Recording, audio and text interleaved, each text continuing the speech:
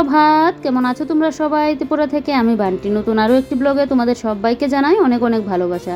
আজ হলো বৃহস্পতিবার আর এদিকে ঘুম থেকে উঠেই এবারে তো চলে আসলাম রান্নাঘরে। আর এদিকে দেখো, কালকে কিন্তু এই মটরগুলো মানে জল দিয়ে ভিজিয়ে রেখে দিয়েছিলাম। তাহলে কী হয় বলো তো, সিটিটা একটু কম দিলেও কিন্তু হয়, আর না হলে জল দিয়ে মানে আগের দিন যদি ভিজিয়ে না রাখি তাহলে একটু সিটিটা বেশি দিতে লাগে আর সময়টাও একটু বেশি লাগে। তো এদিকে দেখো, মটরটা তো এদিকে বসিয়ে দিয়েছি সেদ্ধ, এদিকে বানিয়ে নিলাম চা। আর আজকে চাটা কিন্তু নকুলদানা দিয়ে করলাম, ঠাকুরের প্রসাদ কতগুলো যে জমে গেল, তো তাই জন্য আজকে চাটা আমি ভাবলাম যে নকুলদানা দিয়ে করি। শুভ রথযাত্রা, রথযাত্রার অনেক অনেক শুভেচ্ছা জানাই আমার পুরো ইউটিউব পরিবারকে। ভগবান সবাইকে ভালো রাখুক, ভগবান সবার জীবন যেন মঙ্গলময় করে তুলে। আর এদিকে দেখো, ঘুম থেকে উঠেই বাসিঘরের মানে ইষ্টবিতিটা করে বাসিঘরটা ঝাড় দিয়ে রান্না করে চলে আসলাম। কালকে এদিকে বাসি বাসন কুসনও পড়ে আছে, তবে বাসি বাসনের দিকে এখন যাবো না, বাসি বাসন শুধু দুইটা থাল বাটি এগুলোই আছে। আর এদিকে ফার্স্টেই বসিয়ে দিয়েছি ডালটা সেদ্ধর জন্য। মটর ডাল না, এটাকে কী ডাল বলে যেন, মানে যে খাই কী ডাল যেন ওটাকে বলে। তো ডালটাকে সেদ্ধ বসিয়ে দিয়েছি, এবারে খাবো চা। চা খেয়ে তারপর গিয়ে রান্না বান্না বসাবো। আর এদিকে বিছানা কোনো কিছুই তোলা হয়নি আজকে, যেহেতু রথযাত্রা, তার জন্য সংসারের কাজগুলো তাড়াতাড়ি কমপ্লিট করে পুজোটাও দিয়ে নেবো তাড়াতাড়ি। আর এদিকে কী করবো বলো তো, আর এদিকে তোমার করবো, এই কী যেন, বিকেলবেলায় তো আবার এদিকে রথ আসবে। যদিও আমি চতুর্ণ আশ্রমে যাই না, চতুর্ণ আশ্রম থেকে আমাদের রথটা বেরোয়, তো ওইখানে তো যাবো না, মানে আমাদের পাড়াতে বাড়ির সামনেই রথ আসে। তো বিকালবেলায় তার জন্য খাওয়া দাওয়া করে কমপ্লিট করে, মানে সকালে রান্নাবান্নাটা শেষ করে নিয়ে আগে আগে, তারপর তো পুজো দেওয়া আছে, আর বিকেলের দিকে তো রথ আসে। তো কালকে আবার দিদিকে বলে দিয়ে এসেছি যে আজকে সেলাইয়ের কাছে যাবো না। দিদিও বলছে সবাই তো মানে রথের দিন একটু রথে বেরোই, তো সেই আমাদের বাড়ির সামনেই আসে, এখানে যাবো। তো বললাম আজকে আর মানে বিকেলের দিকে যাব না, যদিও যাই তাহলে সন্ধ্যার দিকে যাব। তো রথের দিন আলাদা যেন প্রিয়া কাজ করে, আর অন্য সময় তো আষাঢ় মাসের ফার্স্টের দিকে কিন্তু রথটা হয়ে যায়। এবারে মনে হয় তিথির জন্য রথটা পিছিয়েছে। আর মানে লাস্ট যে রথ, মানে প্রিয়ার যে রথটা, এটা তো হবে শ্রাবণ মাসে গিয়ে।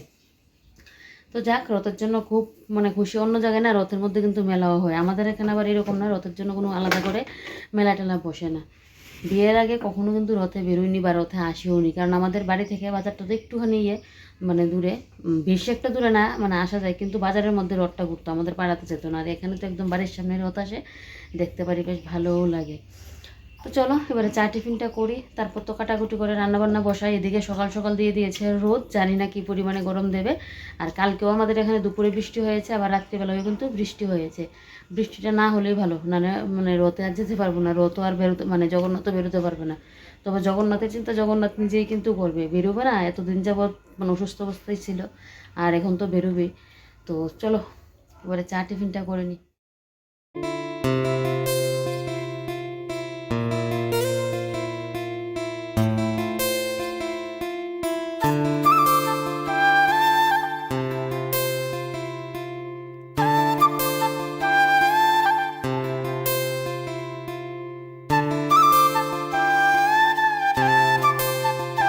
মানে প্রথমবার বলতে পারো, মানে চোখে জল ছাড়া আমি আজকে পেঁয়াজ কাটতে পারলাম। ওই যে এখন মটর সেদ্ধ করেছিলাম দেখলেই তো, আজকে রান্না করব ঘুগনি। অনেক দিন যাবতে আমার ঘুগনি খাওয়ার খুব ইচ্ছে হচ্ছে, তো যার কারণে কিন্তু মটরগুলো সেদ্ধ বসিয়েছি।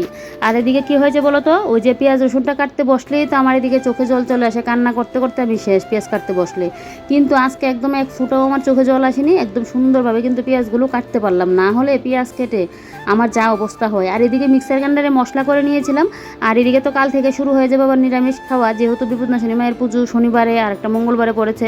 তো আমার ইচ্ছে হলো শনিবারেই করার, তো কালকে থেকে তো আমাদের কালকে হলো গিয়ে সাপ্তাহিক নিরামিষ, তারপর এমনি তো বিপদনাশিনী পুজো করবো, একটু নিরামিষই খাবো। তার উপর হলো গিয়ে সোমবার থেকে আবার শিবের পুজো শুরু হবে, তো তার আগের দিন তো নিরামিষ খাবো রবিবার। তো যার কারণে কাল থেকে কিন্তু নিরামিষ খাওয়া আমাদের শুরু হবে। তো তাই জন্য ভাবলাম যে এমনি তো মিক্সার গ্রাইন্ডারে কোনো মশলাপাতি করলে, আর যেহেতু পেঁয়াজ রসুন এটার মধ্যে করি, তাই জন্য ভালো করে কিন্তু মিক্সার গ্রাইন্ডারটাকে সাবান দিয়ে ভালো করে একদম মেজে ঘষে নিয়েছি। আর এমনি তো সাদা, তো তাই জন্য একটু দাগ ছোপও পড়েছে, তাই জন্য ভাবলাম যে না একদিনই করি। এটা দুদিন আগেই করতাম, তো ভাবলাম যে যখন নিরামিষ খাওয়া হবে তখন থেকে না হয় করব। আর এদিকে ভাবছি ঘরের ফিল্টার, তারপর গ্যাস ওভেন টোভেন এগুলো একদম রাত্রিবেলায় আজকে কিন্তু করবো। এগুলো আর মানে দুপুরের দিকে করবো না, যদি এবার রাত্রিবেলায় রান্নাবান্না করতে হয়। যদিও মনে হচ্ছে লাগবে না, যেহেতু ঘুগনি করছি, তারপরেও একদম রাত্রিবেলায় করবো, কারণ গ্যাসটা তো একটু ভালো করে পরিষ্কার করতে লাগবে। কারণ আলাদা করে তো আর আমার নিরামিষ গ্যাস টেস্ট নেই যে নিরামিষ গ্যাসের মধ্যে আমি রান্না করে খাবো। তো যেহেতু এটার মধ্যেই করবো, তো এটা তো ভালো করে না ধুলে চলবেও না। আর এদিক দিয়ে একটা বাজে ঘটনা ঘটে গেল, মটরগুলো যে আমি মানে সেদ্ধ করেছি 2টা সিটি দিয়েছিলাম, মটর পুরো ভর্তা হয়ে গেছে। তাহলে বুঝো এগুলো কীভাবে আমি এখন রান্না করি। আর এদিকে মশলাপাতি সব কিছু হয়ে গেছে, এবারে শুধু আমি মানে কড়াটা বসাবো। তো এখন আর কী করবো, এদিকে মটর গড়ে আছে, এর আগে ছুটে আর মটরটা মানে সেদ্ধ করিয়ে নিই। এখন কাবলি বুট আমি সেদ্ধ করে নিয়েছি, একদম 3-4টা সিটি দিয়েছি, দেখা যাক কাবলি বুটগুলো সেদ্ধ হয় কি না, কারণ এটা তো আর আগে থেকে ভিজানো নেই। আর মটর কোনো কোনো দেখেছি আগের দিন ভিজালো তোমার 3-4টা-5টাও মানে সিটি দিতে হয়। এই মটরটা মনে হয় নতুন, যার কারণে এতটা খারাপ লাগছে। একদম কতগুলো মটর আমার পুরো মানে ফেলতেই লাগবে, একদম পুরো ভর্তা হয়ে গেছে। আমরা যেভাবে মুসুর ডাল তারপরে এমনিতে যে ডাল যে খাই ঘুটে ওই এরকম মানে হয়ে গেছে। তো যা কি আর করা যাবে বলো। আর এদিকে দেখো এক পাশে ভাত বসিয়ে দিয়েছি, আর এখন আমি ভাতটা বসিয়ে তারপর গিয়ে আমার বেডরুমটাকে গুছাতে লাগবে। আর আজকে তো বৃহস্পতিবার, তো বৃহস্পতিবার দিন যেহেতু, তো আমার ইচ্ছা আছে একটু সকাল সকাল পুজো দেওয়ার জন্য। আর মা লক্ষ্মীর পারে আমি একটু বৃহস্পতিবার দিন তাড়াতাড়ি চেষ্টা করি পুজোটা দেওয়ার জন্য। তার উপর আজকে হলো গিয়ে রথযাত্রা। তো এদিকে দেখো ফার্স্টে এসেই তো এদিকে বিছানাটা তুলে নিচ্ছি, আর এদিকে বললাম মানে সিটিটা না গেলে তো কাবলি বুটটা আবার বসাতেও পারছি না, সেদ্ধ হয়েছে কিনা এটাও দেখতে লাগবে। আর এদিকে ভাতটা হতে হতে ভাবছি এই ঘরটা একটু গুছিয়ে নেব। তো এদিকে দেখো আগে মশারিটা তুলে নিলাম, আর এই সাইডের টিনগুলো একটু মুছে দিয়ে এই সাইডের কাঠের যে ইয়েটা এটা একটু মুছে দিচ্ছি। এবারে কিন্তু এই সাইডটাও আমি কিন্তু মুছে দেবো। আমি কিন্তু সবসময় দেখবে আমার বিছানাপাটি মানে তুলতে আসলে না, সবসময় মানে করা হয় না, মাঝে মধ্যে করি। তো এদিকে কিন্তু টিনগুলো এভাবে মুছে মুছে দিই, হাত দিয়ে তারা তো উপরে নাগাল পাওয়া সম্ভব না। আর টিনগুলো কী বলতো অনেকটা ময়লাও হয়েছে, এগুলো যদি পরিষ্কার করতে যাই তাহলে তো বেশ, আমার কাজ তো শেষ, আর হাত ব্যথা পুরো শুরু হয়ে যাবে। একটা সময় কিন্তু এরকম হাত দিয়ে ঘষে ঘষে টিন পরিষ্কার করতাম, যদিও তখন আমি ভিডিও করতাম না। আর ভিডিও করার পরও যেদিন এরকম পরিষ্কার করতাম তখন তোমাদের সাথে আর এগুলো শেয়ার করা হতো না, প্লাস আমি ভিডিও করতাম না, তাহলে আর শেয়ার করবো কী করে। মানে ভিডিও তখন করতাম, যেদিন এই কাজগুলো করতাম তখন আর মানে ভিডিও করতাম না, কারণ ভিডিও করতে গেলে তো অনেকটা সময় লাগবে।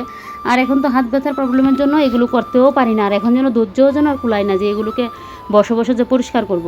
তারপরও আমি যা হাত দিয়ে যতটুকু নাগাল পাই সোফার সাইডটা, তারপর খাটের এই সাইডটা, এগুলো কিন্তু পরিষ্কার করেই রাখি। তার উপর আজকে আমার ঘরের কাঠের ফার্নিচারগুলো কিন্তু একটু পরিষ্কার করব, যেরকম বিছানার এই সাইডটা, এটার মধ্যে তো অনেকটা কাজ করা, আর এই কাজগুলোর মধ্যে না ময়লা ঢুকে ঢুকে একদম পুরো মানে বিশ্রী লাগে দেখতে, যার কারণে দেখো ফার্নিচারগুলো আমি পরিষ্কার করে নিচ্ছি। আর কী দিয়ে করছি বলো তো, আজকে কেরোসিন দিয়ে করছি। এমনিতে তো আমার ঘরে যে একটা স্প্রে বানানো থাকে এটা দিয়েও করি, মানে একটা যে লিকুইড ইয়ে বানিয়ে রাখি এটা দিয়েও করি, কিন্তু এখন আবার কতদিন যাবত কেরোসিন দিয়ে করছি, কারণ কেরোসিনটা দিয়ে করলে আমি মানে দেখছি অনেকটা চকচকও হয়, আর মানে পোকা টোকা ধরার কোনো আর ইয়ে থাকে না। না হলে অনেক সময় দেখবে কাঠের জিনিসে কিন্তু পোকা ধরে যায়, তো কেরোসিনটা দিলে দেখবে কেরোসিনের গন্ধে পোকাও আসে না। আর নতুন মানে কাঠের জিনিস বানিয়ে আনলে যেরকম হয় একদম সেই রকম কিন্তু চকচকে করে, যার কারণে কিন্তু আমি মানে কেরোসিন দিয়ে এখন পরিষ্কারটা করি। আর এদিকে দেখো এবারে বিছানাটা গুছিয়ে নিলাম, বিছানাটাকে গুছিয়ে এবারে বিছানার এই যে বেড কাভারের এই সাইডটাকে একটু টান টান করে পেতে নিলাম।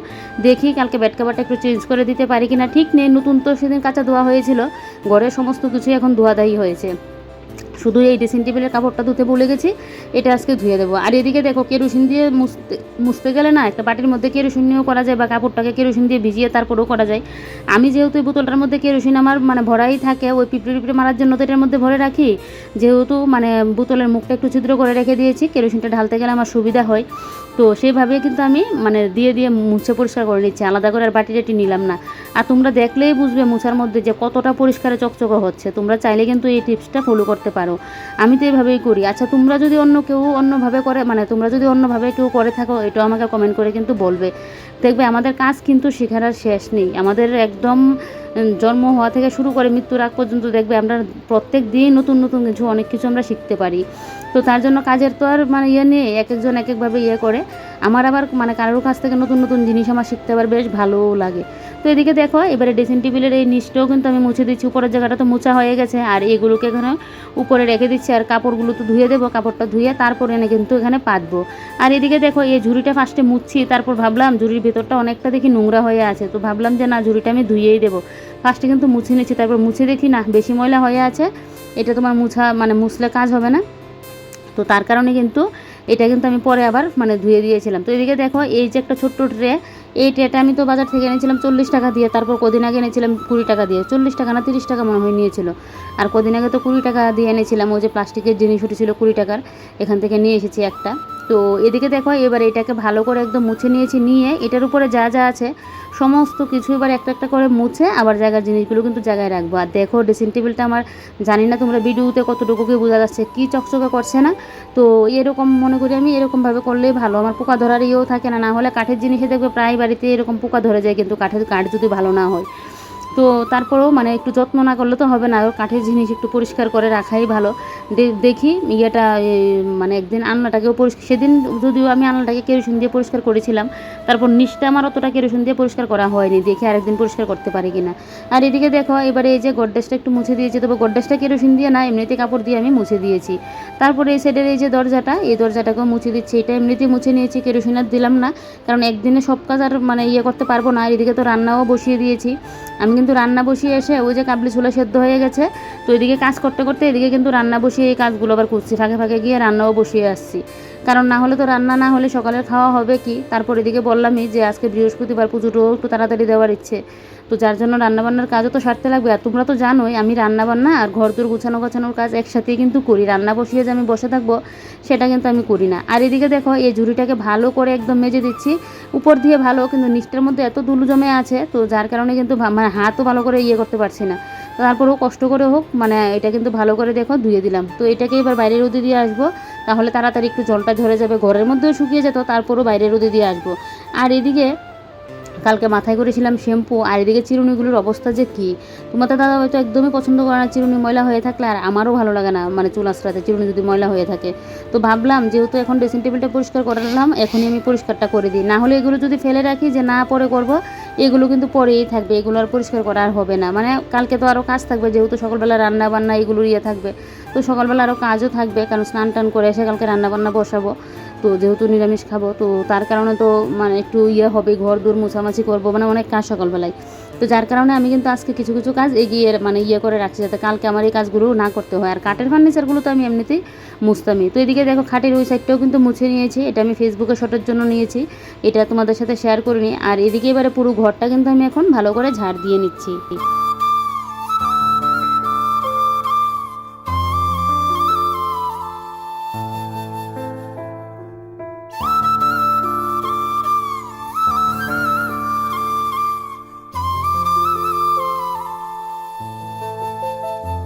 ঘর তো ঝাড় দিয়ে নিয়েছি, এবারে মনে হলো আর এই দরজাটা যদি একটু কেরোসিন দিয়ে মুছে দিতে পারতাম ভালো ছিল, কারণ এত পরিমাণে পিঁপড়ে হয়ে থাকে দরজার মধ্যেও এসে পিঁপড়ে ধরে, বুঝি না কেন এরকমটা হয়। আর এদিকে দেখি পিঁপড়ের মাটিও করে রেখে দিয়েছে, তো ভাবলাম যে না কেরোসিনটা দিয়ে মুছিয়ে দিই, আরেকদিন ওই দরজাটাও মুছতে লাগবে।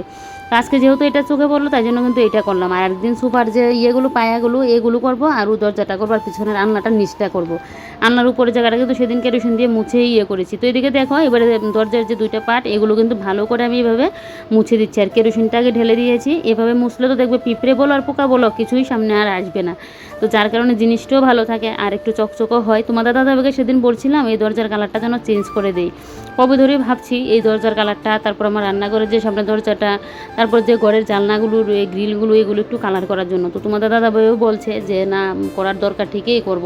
আর এই কালারটা যেন আমার চোখে লেগে গেছে, আমার একদমই ভালো লাগে না, যার কারণে আমি তোমাদের দাদাভাইকে বলছিলাম দরজার কালারটা চেঞ্জ করার জন্য। এটা আমার একদম যেন বিশ্রী লাগে দেখতে, একদমই ভালো লাগে না।